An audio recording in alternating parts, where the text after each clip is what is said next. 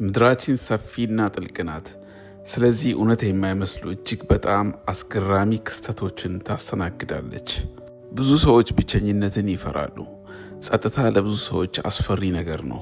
ነገር ግን አንድ ሰው ዘመናዊን ዓለም ትቶ ብቸኝነትን መርጦ ለ28 ዓመታት በደሴት ላይ ብቻውን ለመኖር ወሰነ።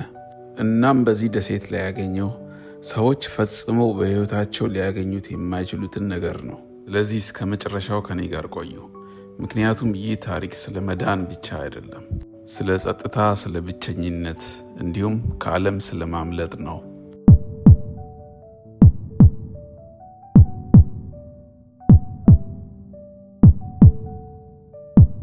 ከብዙ ዓመታት በፊት ግራምደን ግርምሻ የሚባል አንድ ግለሰብ ፈጽሞ ሰዎች ሊረዱት የማይችሉትን ውሳኔ ወሰነ።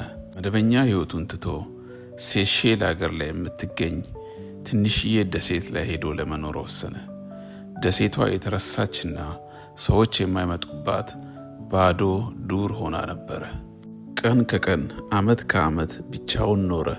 ጎረቤት የለ፣ ጫጫታ የለ፣ ዘመናዊ ዓለም የለ። የሚሰማው የንፋስ ድምፅ፣ የባህር ድምፅ እና ጸጥታ ብቻ። ግን በጣም አስደናቂ የሚያደርገውን ተግባር አከናወነ።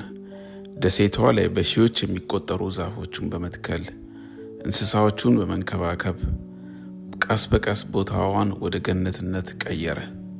ግን አንዳንድ ሌሊቶች ጸጥታው እጅግ በጣም ከባድ ይሆን ነበር።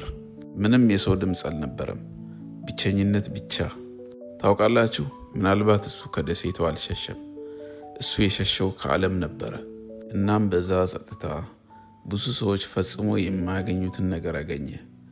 እሱም ሰላም ነው። እናንተስ ምን ይመስላችኋል? 28 ዓመት ሙሉ ከሰው ተገለው ለብቻ መኖር ሰላም ይሰጣል ብላችሁ ታስባላችሁ? ሀሳብ አስተያየቱን በኮመንት ላይ ያስቀምጡልኝ።